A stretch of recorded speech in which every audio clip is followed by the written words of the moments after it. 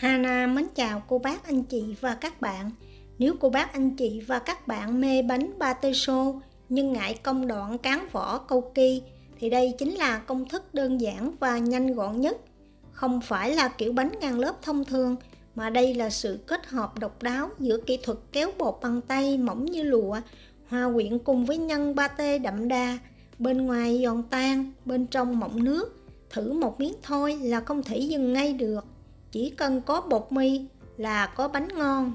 Trước tiên, để chuẩn bị phần bột, Hana sử dụng 350g bột mì đa dụng cho vào rây. Đường thì mình dùng 1 muỗng cà phê đường cát, nửa muỗng cà phê muối. Men nở thì mình chỉ dùng 1/4 muỗng cà phê, khoảng 1 gram men. Men có tác dụng giúp cho sợi gluten mềm đi và có độ đàn hồi cực tốt. Đây là lý do tại sao khi mình kéo bột mỏng dính như tờ giấy mà bột không co lại hay là bị rách. Nước nhồi bột thì mình sẽ dùng nước ấm khoảng 35 độ C, không nóng quá hoặc không lạnh quá, giúp cho phần bột bánh luôn được dẻo dai nhất để mình kéo mỏng. Cho từ từ 210ml nước ấm vào bột và trộn đều lên.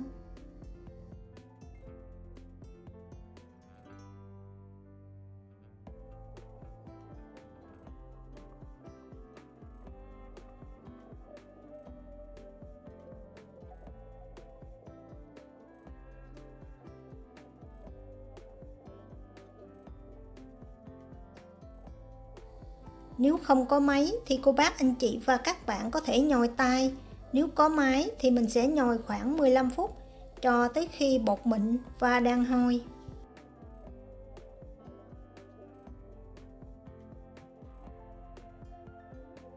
Và đây là khối bột của Hana vừa nhồi xong.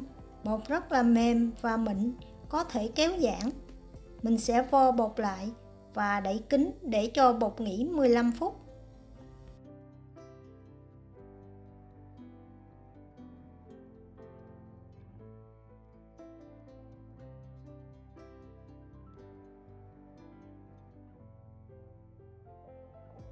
Trong khi chờ bột nghỉ thì mình sẽ đi chuẩn bị phần nhân. Thịt heo xay thì Hana sử dụng 200g. Đặc biệt là hành tây 70g, cô bác anh chị và các bạn nhớ cắt cho thật là nhỏ. Pate thì Hana sử dụng 100g. Gia vị nêm vào gồm có nửa muỗng cà phê bột nêm, 1 muỗng cà phê nước tương giúp cho phần nhân được thơm ngon hơn, nửa muỗng cà phê đường cát để điều vị lại, nửa muỗng cà phê tiêu xay, nửa muỗng canh tinh bột khoai tây hoặc là tinh bột bắp giúp cho phần nhân được khô ráo, 1 muỗng cà phê tiêu đập dập giúp cho phần nhân thơm ngon hơn, và đặc biệt thêm một xíu bột nhục đậu khấu. Bởi vì pate thường có thành phần là gan heo, gan gà. Những nguyên liệu này nếu không xử lý kỹ thì sẽ có mùi hơi nồng. Bột nhục đậu khấu với hương thơm ấm áp có khả năng chế ngự và trung hòa những mùi này, giúp cho pate thơm một cách thanh tao hơn, làm cho phần nhân pate khi ăn vào trở nên đậm đà và béo ngậy hơn. Trộn đều tất cả các nguyên liệu lại và cho vào túi bắt kem để trong tủ lạnh, giúp cho nhân mình dẻo và chắc. Vì khi mình kéo lớp bột mỏng như lụa, nếu đặt nhân mềm vào thì nhiệt độ và độ ẩm từ nhân sẽ làm mềm nhũn lớp bột. Đồng thời mình cho nhân lạnh giúp cho lớp vỏ luôn giữ được cấu trúc khô ráo cho đến khi vào lò, đảm bảo cho bánh giòn tan. Bột sau khi để nghỉ 15 phút, cô bác anh chị và các bạn có thể thấy bột bây giờ rất là mềm và dẻo. Mình có thể dùng tay kéo mỏng ra mà bột không bị rách. Không cần phải nhồi lại bột, chỉ cần dùng tay lăn bột thành hình trụ dài, sau đó chia ra 10 phần bằng nhau. Mỗi phần Hana cân được khoảng 55g.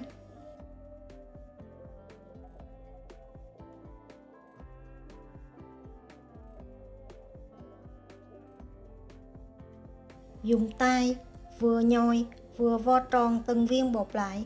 Mình làm cho phần bột bên trong chắc lại để một chút mình kéo bột không bị rách. Viên bột nào vo tròn trước thì mình lấy ra cán trước. Cán cho bột bỏng ra, có đường kính khoảng 15 cm.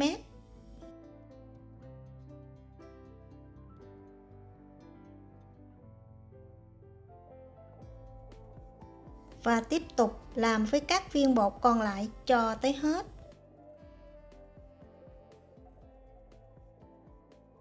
Sau khi cán viên bột cuối cùng xong thì mình sẽ để qua một bên và mình sẽ đi pha lớp dầu để quét lên bột.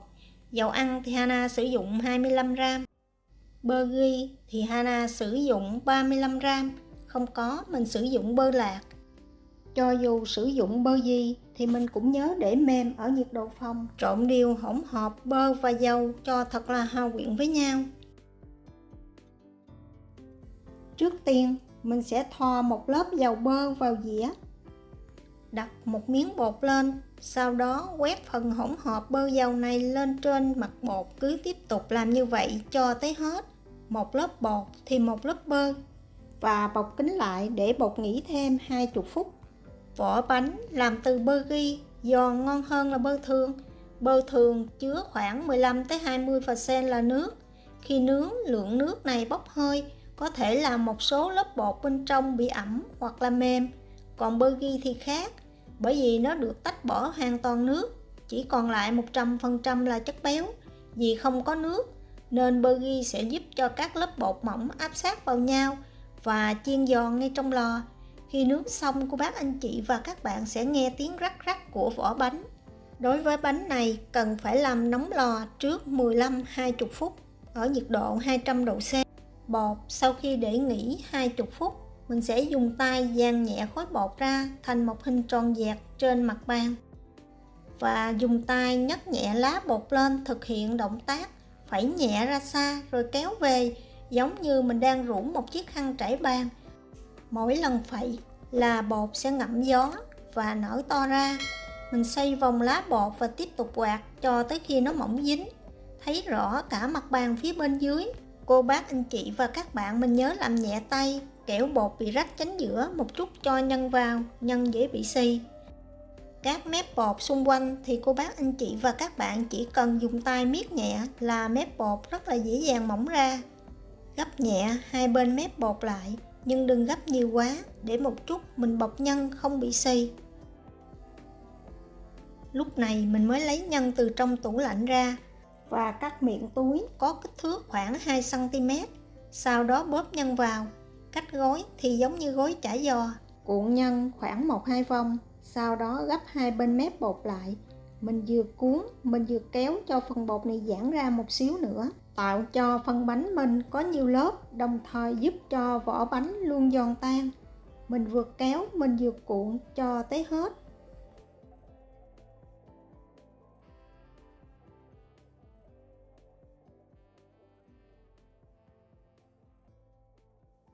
Sau khi cuộn tất cả các bánh xong thì mình xếp vào khay có lót giấy nến phía dưới và nhớ chừa khoảng cách để bánh nở.